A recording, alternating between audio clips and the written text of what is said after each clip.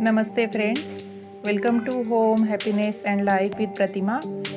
मेरी किचन के deep cleaning के प्रीवियस पार्ट में यानी कि पार्ट 1 में मैं आपके साथ में जो है ऊपर वाले कैबिनेट्स किचन काउंटर टॉप के उनकी क्लीनिंग मैंने आपके साथ में शेयर की है और सारे जो बेसिक टिप्स मैं फॉलो करती हूँ डीप क्लीनिंग करते समय वो सब भी मैंने पार्ट 1 में शेयर किए हैं। तो आपने अगर वो नहीं देखा है तो प्लीज़ देख लीजिएगा। उसका लिंक मैं डिस्क्रिप्शन बॉक्स में भी दे दूँगी और एंड स्क्रीन पर और आई बटन पर भी दे दूँगी। तो ये जो है मेरी किचन की डीप क्लीनिंग का सेकेंड पार्ट है और इस पार्ट में मैं आपके साथ में जो काउंटर टॉप के नीचे वाले कैबिनेट्स होते हैं और उसी के साथ साथ जो मॉड्यूलर किचन की हमारी ट्रॉलीज़ होती है उनकी क्लीनिंग आपके साथ में शेयर करने वाली हूँ।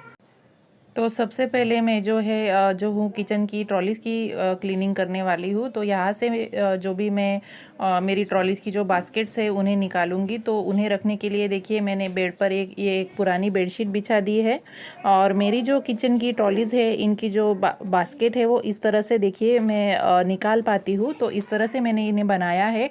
अगर आप भी आपने अभी तक नहीं बनाया है और बनाने वाले हैं किचन ट्रॉलीज़ वगैरह तो इस तरह से आप अपने कारपेंटर को बोल के इस तरह की ट्रॉलीज़ बनवा लीजिए। तो ये बहुत ही कन्वीनियंट होता है क्लीनिंग वगैरह करने के लिए। तो इस तरह से देखिए आसानी से मैं इन्हें उठा लेती हूँ और बाहर निकाल कर रख देती हूँ। और इस तरह के एंगल है स्टेनलेस स्टील के, एक फ्रेम है और एक एंगल टाइप का है, उसके ऊपर जो है ट्रॉली के चैनल्स और जो बाहर का प्लाईवुड का कवर वगैरह होता है वो लगा हुआ है। तो इस तरीके से बना सकते हैं आप भी। और अब देखिए इन सब बास्केट्स को निकालने के बाद ये जो एंगल्स है, अगर आपकी ट्रॉलीज़ में जो है चैनल्स अटैच किए हुए हैं तो इन्हें निकालने के लिए इस तरह की देखिए क्लिप होती है दोनों साइड में। और दोनों साइड की जो क्लिप्स होती है अपोजिट डायरेक्शन में आपको दबानी होती है, एक ऊपर की तरफ और एक अंदर की तरफ। और उनको दबा के बिल्कुल स्ट्रेट इन्हें खींचना होता है, तभी ये यहाँ से बिना कोई चैनल वगैरह टूटे अच्छे से बाहर निकल जाते हैं।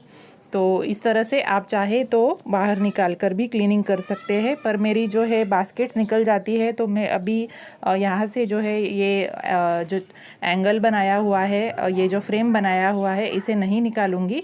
तो इसे जो है अंदर वाली फ्रेम को देखिए मैंने सूखे कपड़े से पहले क्लीन किया है और उसके बाद जो किचन का सरफेस क्लीनर है उसे मैंने स्पॉन्ज वाइप पर लगा लिया और उसकी हेल्प से देखिए ये जो फ्रेम है इसे भी मैंने अच्छे से वाइप कर लिया है। और जो ऊपर से प्लाईवुड का जो कवर लगा हुआ होता है ट्रॉलीज़ पर उसे भी मैंने इसी की हेल्प से क्लीन कर लिया है। और जो चैनल्स लगे हुए होते हैं हमारी ट्रॉलीज़ में उन पे देखिए पानी वगैरह का कभी भी यूज़ नहीं करना होता है, पानी की वजह से ये ख़राब हो सकते हैं।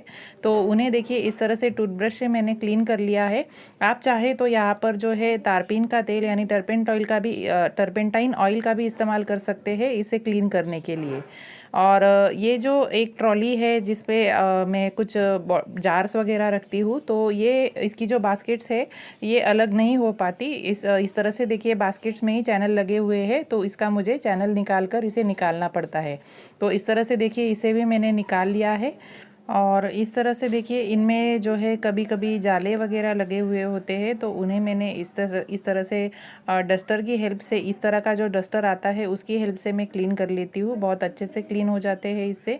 और जो ये चैनल्स है इन्हें भी देखिए टूथब्रश की हेल्प से मैंने क्लीन कर लिया है। और क्लीन करने के बाद ये जो चैनल्स है इन्हें आप ऑयलिंग ज़रूर कीजिएगा। तो मैंने यहाँ पर कोकोनट ऑयल यूज़ किया है। तो इस तरह से कोकोनट ऑयल को जो है कॉटन के ऊपर लगाकर सारे चैनल्स को जो है मैंने ऑयलिंग कर दिया है अच्छे से। इससे ये जो है स्मूथ हो जाते हैं और कभी ख़राब नहीं होते हैं। और उसके बाद जो स्टेनलेस स्टील के बास्केट्स है मेरी ट्रॉली के उन्हें मैंने जो है सरफेस क्लीनर का यूज़ करके क्लीन कर लिया। इस तरह से देखिए सारी ट्रॉलीज़ के जो फ्रेम्स थे मेरे वो मैंने क्लीन कर लिए हैं। और उसके बाद जो काउंटर टॉप के नीचे वाला हिस्सा होता है जहाँ पर हमने ट्रॉलीज़ की फिटिंग वगैरह की हुई होती है तो वहाँ पर जो है जाले वगैरह लग जाते हैं तो उन्हें इस तरह से अच्छे से क्लीन कर लीजिएगा। और जो इस एरिया का जो फ्लोर है, जो नीचे वाला हिस्सा है, तो उसे मैंने मेरी जो हाउस हेल्पर आती है झाड़ू पोछा करने के लिए, तो उसकी हेल्प से मैंने क्लीन कर लिया। और ये देखिए पूरी तरह से अच्छे से मैंने जो है ये अंदर का पोर्शन क्लीन कर लिया है। बस यहाँ पर जो सीमेंट के कुछ परमानेंट मार्क्स है वो नहीं निकल पाते हैं। तो क्लीन होने के बाद भी ये जो पोर्शन है ये कुछ इस तरह का दिखता है। और क्लीनिंग करने के बाद यहाँ पर देखिए मैं कभी कभी कपूर वगैरह डाल देती हूँ, या फिर कभी कभी नेप्थलीन बॉल्स जो होते हैं वो डाल देती हूँ, तो उसकी जो है अच्छी सी खुशबू भी आती रहती है और कॉकरोच वगैरह नहीं आते हैं। उसके बाद जो ये बीच वाली जो ट्रॉली थी मेरी, जिसमें मैंने जार्स रखे हुए थे, तो उसे मैंने सबसे पहले फ़िक्स कर दिया। और जब देखिए आप चैनल को फिक्स करते हैं तो इस तरह से बिल्कुल आपको इसे सामने रख के इसके दोनों चैनल्स को लगा के सीधे पुश करना होता है, तो आसानी से ये लग जाते हैं। ये देखिए कुछ इस तरह से। और फिर यहाँ पर जो कुछ मैं जार्स और डब्बे वगैरह रखती हूँ तो वो सब मैंने रीअरेंज कर दिए। और यहाँ पर जो है मैंने कुछ ऐसे जार्स रखे हैं जो जिनका मेरे पास कोई सेट नहीं है। कुछ कुछ होते हैं ना हमारे पास, एक ऐसे एक एक दो दो हो जाते हैं, तो उस तरह के डब्बे वगैरह मैं यहाँ पर रख देती हूँ तो सामने दिखाई नहीं देते हैं। और उसके बाद देखिए जो ये बास्केट्स हैं मेरी ट्रॉलीज़ की, तो इसमें से एक जो है ये इस तरह की है जाली वाली, तो इन्हें भी मैंने जो है किचन क्लीनर की हेल्प से वाइप कर लिया है। इन्हें वॉश आप चाहे तो कर सकते हैं, पर वॉश करने के बाद जो है इनमें जंग लगने की जो है चांसेस होते हैं, तो बेटर है कि हम इन्हें फ्रिक्वेंटली क्लीन करते रहे तो ये ज़्यादा गंदी ना हो। और इस तरह से देखिए ज़्यादा गंदी ना नहीं होती है तो वाइप करके भी ये अच्छे से क्लीन हो जाती है। और फिर मैंने इसे सूखे कपड़े से भी एक बार वाइप कर लिया ताकि इसमें थोड़ा सा भी मॉइस्चर ना रहे, और फिर इन्हें अपनी जगह पर मैंने प्लेस कर दिया। तो इस तरह से जो ये दूसरे टाइप की जो बास्केट होती है, तो इनमें जो है थोड़े से जाले वगैरह लगे हुए थे, तो उन्हें मैंने इस तरह का डस्टर यूज़ करके क्लीन किया है। तो ये जो डस्टर है ये सारी जालियों के बीच में से अच्छे से सफाई कर देता है। और उसके बाद इन्हें भी मैंने सरफेस क्लीनर जो मैंने लगाया हुआ है स्पॉन्ज वाइप पे, तो उसकी हेल्प से ही वाइप कर लिया है। तो इस तरह से सारी जो ये बास्केट्स है इन्हें मैंने क्लीन करके अपनी जगह पर रख दिया, और सारे बर्तनों को भी इनमें मैंने अरेंज कर दिया। बर्तन जो है मेरे बिल्कुल डेली यूज़ वाले बर्तन थे, तो इन्हें भी मुझे जो है घिसने की ज़रूरत नहीं थी। जो डेली यूज़ होते रहते हैं और डेली इनकी क्लीनिंग भी होती रहती है, तो एज़ इट इज़ मैंने बर्तनों को जो है इन ट्रॉलीज़ में अरेंज करके रख दिया।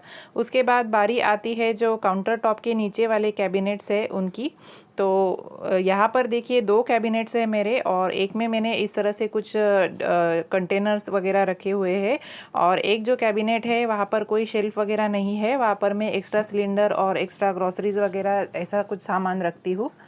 तो इन कैबिनेट्स का जो नीचे वाला पोर्शन है, जो फ्लोर है इन कैबिनेट्स का, उसे मुझे जो है मेरी हाउस हेल्पर ने ही क्लीन कर दिया था। उसी वक्त मैंने ये खाली करके उससे क्लीन करवा लिए थे।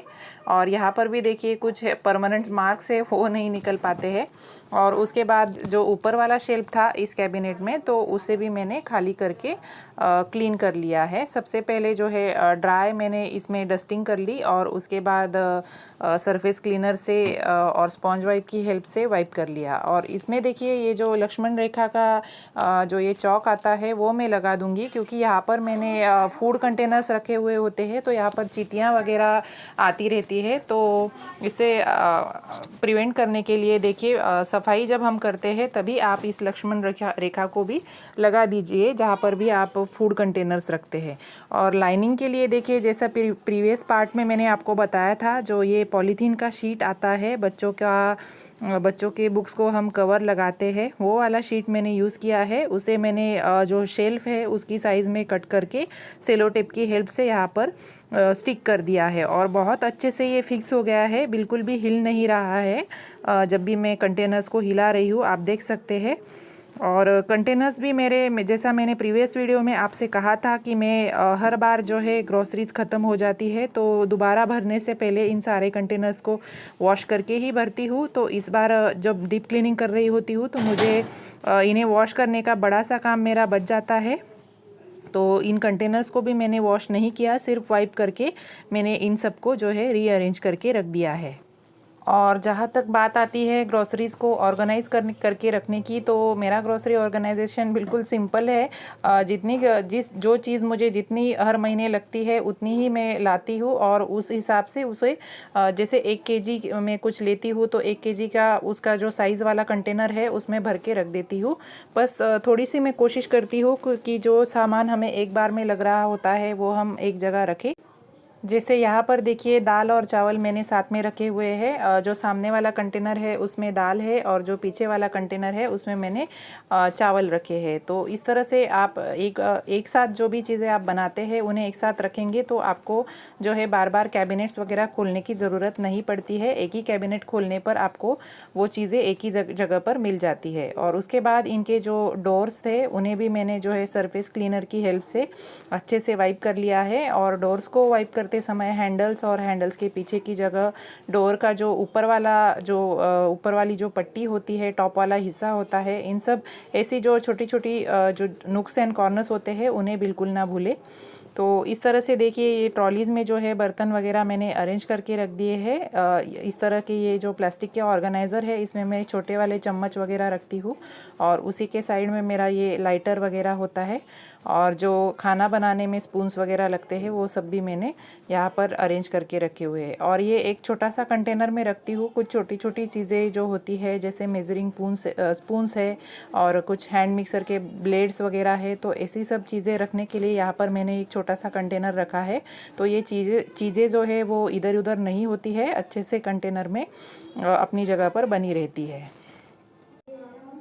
और बाकी सारी ट्रॉलीज़ में भी देखिए, जैसे ये छोटी प्लेट्स वाली ट्रॉली है तो इसमें मैंने कुछ छोटी प्लेट्स और कुछ एक्स्ट्रा बर्तन रखे हुए हैं।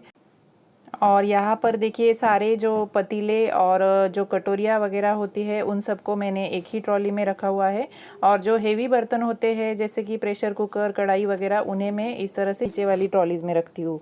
और ये देखिए कुछ टूल्स और कुछ चम्मच वगैरह है जो मैं किचन में अब डेली नहीं यूज़ करती हूँ, तो इन्हें भी देखिए जो ओवरहेड स्टोरेज है मेरा, जिनकी क्लीनिंग मैंने पार्ट 1 में आपके साथ में शेयर की थी, वहाँ पर मैंने रख दिया है। तो इस तरह से आपको जितना ज़रूरी है उतना ही सामान आप नीचे रखेंगे तो बहुत ज़्यादा क्लटर भी नहीं होता है, और उतना ही हमारा क्लीनिंग का भी काम बच जाता है। तो इस तरह से देखिए किचन के सारे कैबिनेट्स और किचन की ट्रॉलीज़ की क्लीनिंग जो है मैंने आपके साथ में शेयर की है। तो आपको मेरे ये वीडियोस कैसे लगे मुझे कमेंट करके ज़रूर बताइएगा। वीडियो पसंद आए हो या फिर आपको ज़रा सी भी कोई टिप मिली हो इन वीडियोस से, तो वीडियो को लाइक करना मत भूलिएगा।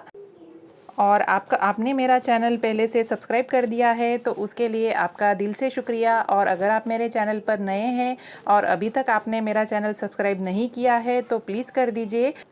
और सब्सक्राइब करने के बाद चेक कर लीजिए कि आपने बेल आइकन दबाया है कि नहीं। बेल आइकन दबाने से मेरे आने वाले हर वीडियो की नोटिफिकेशन आप तक पहुंच जाएगी। तो फिर मिलते हैं एक और नए इंटरेस्टिंग वीडियो के साथ। तब तक के लिए bye bye and take care.